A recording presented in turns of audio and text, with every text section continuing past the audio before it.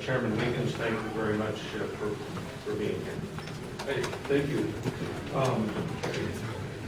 I think this is, like Martin Nicole was mentioning earlier, fourth or fifth time we've been given the opportunity to speak about the notion of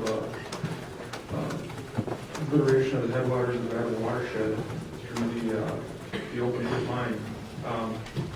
There's a couple things I want to just touch on. And the sulfuric acid, the sulfate pollution, decimation of wild rice, the pollution plume from the crushing of a mountain to talcum powder, the obscurity that the mining company wants to create through ABSB1, all of that stuff is there. We've talked about all of that.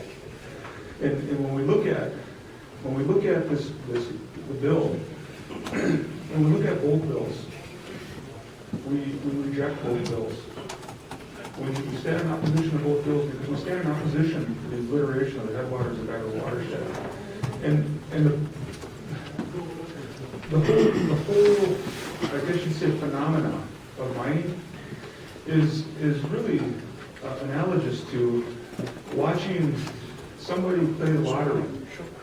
They play the lottery and they buy that lottery ticket, and then they spend all their time and energy and all their current money in their wallet on how they're going to spend that money. And what do? We look at a person like that as foolish. But that's the lure of that promise of money that GTAC has done to the state of Wisconsin. Everybody in here that wants that so badly is spending money that they do not have. Money that they do not have, but been promised to them if you shorten these timelines, if you don't make us talk about these things, if you take away the rights of citizens to come at us, you remove that thing that says will not harm and make it is not likely, because we got the money and the science to say and try and argue that point that it's not likely to harm. All of this stuff is false premises. The other thing is, I shared with some of you last night, all this is also based on the notion of mitigation, or that false premise that we can replace things. In Ojibwe worldview, everything has a spirit. Rocks, plants, animals. And it sounds crazy at first, maybe for those that don't see that worldview through that way. But then we watch Christians and other religions around us honor that passing of life and that notion of a soul going on to the other side. There's no difference in the way that kind of is looked at through an Ojibwe worldview as it pertains to plants, animals, water, rocks. We look at that spirit, right? So I shared last night, mitigation. You take the Bad River watershed, the headwaters of the Bad River watershed, and you obliterate them, and that spirit rises up into the air. And GTAC and everybody else wants to believe that that spirit in the air can be brought over here, and if we create something over here, that spirit's going to find a place to be replaced. But Ojibwe look and they acknowledge that spirit, that death that's in the air, that destruction, that violence that's in the air, right? And then we look at that place you're thinking about trying to replace our waters with. And guess what? That place has a spirit. That place has a spirit. Now, what may make it seem logical, as though the spirit of the Penokees is going to drop down and magically reappear, and the state of Wisconsin is going to be even, is the fact that the place you're eyeballing has already been so devastated and killed and crushed that the spirit of that place is already in the sky too. And so you have all that up there, and we're trying to fool ourselves as though this pristine, beautiful area that was recognized by Wisconsin forefathers as being an area of natural resource interest, special natural resource interest, a place that was so important and critical, it could not be replaced. We want to fool ourselves with this false premise of mitigation. But it goes beyond that, because mitigation and its false premise and its whole, I guess, abnormal notion of replacement is also alive and well in some of the testimony you hear from other townships. We understand, and the bill says, there's going to be harmful impacts. They're deemed to be necessary to replace the vitality and maybe these notions of growth and progress in other communities. So one community is going to rise up, right? But one community, namely our home, the Bad River Sovereign Nation, is set to be decimated by this. Our waterways, our aquifers, our air, all these things. We're trying to tell you that. We're telling you over and over, this is going to harm us. And it's in your bill. It's in the bill. ABSB 1. That shows that. The mining company needs that in there. We need to be able to hurt you. Not significantly. But if I ask these guys right here, how much is several? How many answers am I going to get?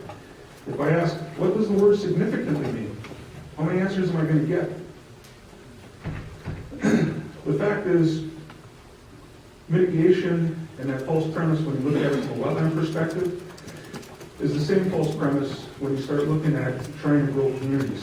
You can't kill our community and send the spirit of our water and everything up into the air and think that Wisconsin's going to be even because over here some other place might be growing. And really, when you attach the dollar signs and filtration of the dollar to that whole scene, it becomes illogical, becomes absolutely foolish. Just like a person chasing that lottery ticket. And I guess the last thing I'm going to say is wrap your mind around what it would take to protect that ore body. What it would take to preserve that ore body, preserve those mountains, preserve Copper Falls State Park, the pristine quality of our waters, 40% of the wetlands of Lake Superior, for future generations. Because the Penokee Mountains are unminable. They're unminable because of their proximity and the environmental carnage that comes with ripping that place apart. Two is sovereign nation. So I just wanted to say that much. Thank you very much.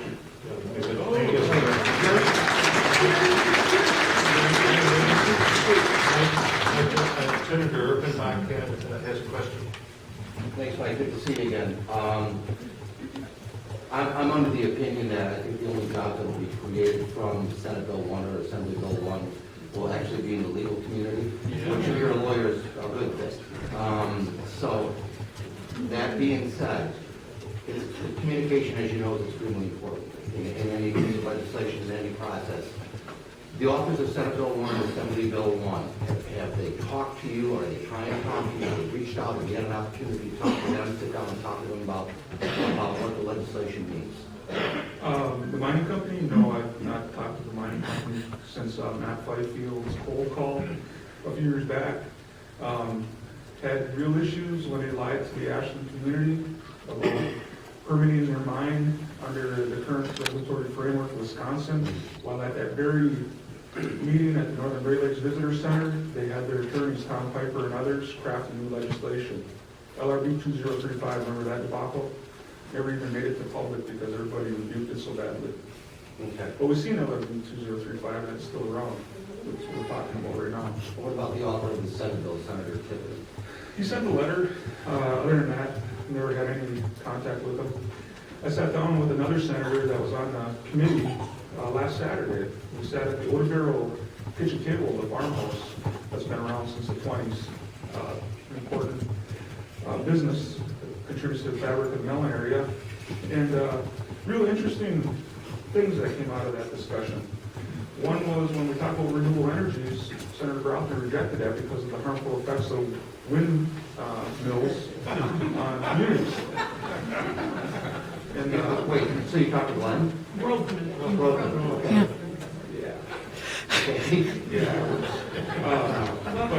But well, it's a fact. It's a fact. I mean, I'll just say this, that he does have concerns, and I'm not going to debate the legitimacy of his concerns about windmills. But we sat at the Odor Barrel kitchen table in the shadow of the Penokee Hills with an 80-year-old business, 9 full-time, and that can fluctuate depending on the season and business. And we were talking about jobs and economic development and life. And the senator put forward that they want to create wind farms in his district but that there's human health impacts that are unbearable, and that ain't gonna happen. Okay, so in other words, what you're saying is he'll fight renewable energy in his district because of health concerns, but perhaps doesn't have an issue with the mine here. So in other words, not in his backyard, kind of a thing? I guess that's what it would amount to. So, but you know, the whole notion of not in my backyard obscures and allows us to travel at very shallow levels. It diminishes somebody's concerns. So I don't know what the senator's concerns are about windmills. I'd have to educate myself about whether windmills are good or bad for people that have to live next to them. I ain't gonna just go NIMBY, and I ain't gonna listen.